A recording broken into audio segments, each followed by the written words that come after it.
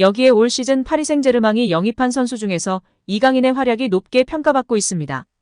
프랑스 매체 르텐스포르트는 9일 PSG가 올 여름 이적 시장에서 영입한 선수들에 대해 언급했는데요. PSG는 지난 시즌 종료 이후 메시와 네이마르가 팀을 떠났지만 올 여름 이적 시장을 통해 이강인을 포함해 덴벨레, 무아니, 하무스, 아센시오, 우가르테, 에르난데스, 슈크리니아르 등 10명이 넘는 선수들을 영입해 선수단을 개편했습니다. 르텐스포르트는 PSG는 지난 여름 이적 시장을 통해 선수단을 새롭게 단장했다. 많은 선수들이 PSG에 합류했고 일부는 시즌 시작부터 인상을 남겼다며 PSG는 메시나 네이마르 같은 스타들이 사라졌고 프랑스 국적을 가진 선수들로 대체됐다.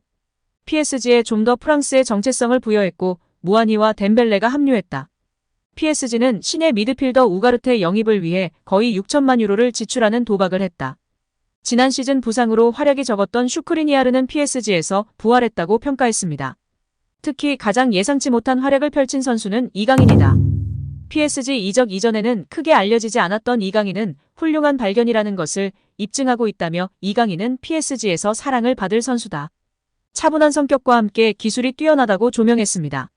한편 이강인의 경쟁자로는 미드필더 비티냐와 오른쪽 윙어로 주로 나서는 우스만 덴벨레가 꼽히는데 소셜미디어를 통해 알 수 있듯이 현지 팬들은 이들이 나설 때보다 이강인 나설 때가 낫다는 의견이 줄을 잇고 있습니다.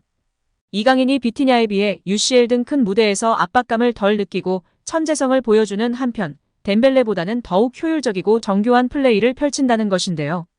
프랑스 리그가 11라운드를 지나 시즌 중반으로 접어든 시점에도 PSG의 확실한 주전 조합과 포메이션을 규정하기는 힘든 상황입니다. 음바페와 덴벨레의 공격력을 극대화하는 방향으로 선수 구성을 하고 경기 중에도 수시로 포메이션을 바꾸기 때문인데요. 때로는 미드필더들이 풀백처럼 수비적인 역할에 치중하면서 공격력이 떨어지는 악순환도 벌어지고 있습니다. 패스 축구를 표방하나 골을 넣어야 하는 수단이 되어야 하는데 패스가 축구의 목적인 것 같다는 비판에 직면하고 있는 실정입니다. 또한 음바페, 덴벨레에 많이 의존하면서 경기력 기복도 심한데요. 다만 덴벨레의 부진이 계속 이어진다면 엔리케 감독이 결단을 내릴 수도 있습니다. 계속해서 답답하고 재미없는 축구를 할 것인지 이강인을 중용하며 더욱 창의적이고 공격적인 축구를 할 것인지 보수적인 선택을 해온 엔리케 감독의 변화와 결단이 필요한 시점입니다. 프랑스의 소풋은 AC밀란전에서 에머리, 우가르테의 한계를 봤다. 올 시즌 비티냐, 에머리, 우가르테 트리오는 꽤 좋은 활약을 펼쳤다. 하지만 AC밀란을 상대로 좋은 성적을 거두지 못했다. 이런 상황에서 PSG가 상위권을 목표로 삼을 수 있을까? 그들을 떠나야 한다고 보도했습니다. 이어 그들은 큰 압박을 받으면 방향을 돌리기 어려워했다. PSG는 중원을 지배하고 컨트롤하고 공을 빼내도록 만들어진 팀이다. 하지만 그들이 많은 압박을 받자 그러지 못했다. 이 부족함을 보완할 수 있는 해결책은 무엇일까? 바로 이강인이라고 강조했습니다. 이강인의 탈압박 능력을 정확히 본 것 같은데요. 이강인의 최고의 장점 중 하나로 꼽히는 탈압박, 볼 간수가 엔리케 중원의 전술의 핵심이라는 설명과 함께 이강인을 언급한 것입니다. 매체는 이강인은 공을 잡는 것을 두려워하지 않고 뒤에 누군가 있어도 뒤돌아보는 것을 두려워하지 않는 매우 능숙한 선수다. 그는 압박에 저항하고 방향을 바꿀 수 있는 능력을 가지고 있다. 10번에 한 번이 아니라 꾸준히 그렇게 한다. 이것이 이강인의 자질이다. 그는 그것을 할 수 있는 기술을 가지고 있다고 설명했습니다. 또 이강인의 이런 능력 때문에 중앙에서 유용할 수 있다. 훌륭한 선수는 혼자서 빛을 낼 수 없지만 팀이 필요로 한다. 팀을 위한 공간을 만들어줄 수 있는 선수가 있어야 한다고 덧붙였습니다. 음바페와 호흡에 대한 의견도 나왔는데요. 최근 음바페와 이강인은 최고의 호흡을 보인 바 있다. 이강인의 킬패스를 음바페가 골로 연결시켰고 음바페가 흘린 공을 이강인이 골로 화답한 장면이 연출됐다고 언급했습니다. 이어 매체는 음바페가 가끔 콤비네이션을 시도하는 모습을 보였지만 PSG는 기술적인 영감을 얻지 못해 함정에 빠졌다. AC밀란이 잘했다. 음바페를 컨트롤하는 방법을 알고 있었다. 이렇게 음바페가 막히면 PSG도 어렵다. 이런 상황에서 음바페를 살릴 수 있는 드리블, 마술, 창의력이 필요하다. 이강인을 제외하고는 이런 모습은 없었다고 강조했습니다. 마지막으로 이 매체는 최전방에 선발로 나선 낭당 콜로 무아니를 강하게 비판했는데요. 이 매체는 콜로 무아니는 다시 한번 경기를 놓쳤다. 레벨이 부족한 것이다. 적응의 문제다. 그는 그동안 깊이가 다른 팀에서만 뛰었다. 속도를 활용할 수 있으면 좋은 선수지만 공간이 좁으니 어렵다. 콜로 무안이는 자신의 개인 경기를 하는 것이 아니다. 때문에 더 많은 팀워크 방법을 배워야 한다. 시간이 걸릴 수 있다고 지적했습니다. 여기에 지난 아시안게임 결승에서 일본 선수가 이강인 선수를 향한 발언이 화제가 되고 있는데요. 심지어 아시안게임에서는 이강인 선수가 부상 여파로 온전한 컨디션과 폼이 아니었는데요. 그래도 그의 클래스를 알 수 있었다며 극찬한 일본 선수가 있습니다. 니시카와인데요. 그는 결승전 전후로 일본의 미남 축구 스타로서 한국 여성 팬들에게 큰 관심을 모았던 선수이기도 합니다. 현재 일본 제1리그의 사간도스에서 뛰고 있습니다. 그는 순간적으로 수비를 제치는 속도가 과연 대단했다. 볼을 잡았을 때 자꾸 주변 선수와 연계할 수 있는 곳으로 플레이하는 게 굉장하다고 느꼈다라고 이강인의 기량에 대해 설명했습니다.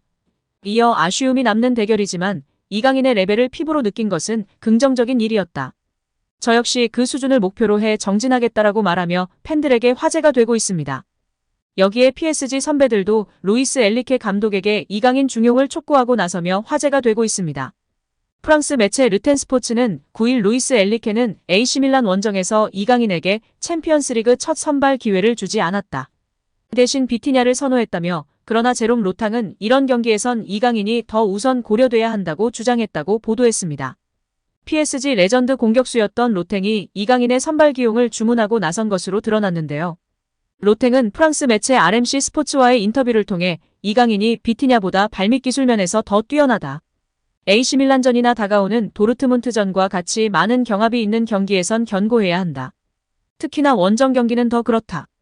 공을 지켜낼 수 있어야 하고 상대를 움직이지 못하게 해야 한다라고 말했습니다. 로탱은 이어 이강인은 교체 투입되고 나서 자신의 발기술이 뛰어나다는 것을 다시 한번 증명했다며 상처뿐인 AC밀란전에서 이강인이 소득이었음을 알렸습니다. 로탱만 이런 의견을 제시한 것이 아닌데요. PSG 선수 출신 디디에 도미도 이강인을 미드필더로 더 투입해야 한다고 알렸었습니다. 이강인은 현재 오른쪽 윙어로 주로 기용되는데 미드필더로 뛰며 PSG의 문제점인 공 소유에 공헌하는 것이 더 낫다는 의견인데요. 이강인을 미드필더로 활용하려는 것은 엘리케 감독의 방침과도 같습니다. 엘리케 감독은 지난달 A매치 2경기에서 3골을 폭발하고 프랑스로 복귀한 이강인을 거론하면서 우리와 함께한 이래로 이강인은 이미 그의 수준을 증명해왔다. 국가대표팀 활약을 포함해서 그렇다며 우리를 위해서도 그렇고 우리 시스템 아래서도 그렇고 그는 미드필더로 크는 게 우선이다. 하지만 윙어로도 뛸 수 있고 가짜 9번이나 섀도우 스트라이커로도 활약할 수 있다고 했었습니다. 엘리케 감독은 이어 이강인은 마무리와 마지막 패스의 재능을 가지고 있어 아주 흥미로운 선수라고 한 번 더 호평했었습니다. 그런 평가 뒤 엘리케 감독은 우선 포지션으로 고려한 미드필더보다 오른쪽 윙어로 투입하고 있는데요.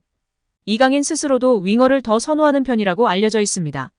하지만 PSG 중원이 예상보다 부실하다 보니 이강인을 가운데로 이동시켜야 한다는 견해가 속출하는 셈입니다. 어떻게 보면 이강인의 팀 내 중요도가 확 커진 셈입니다.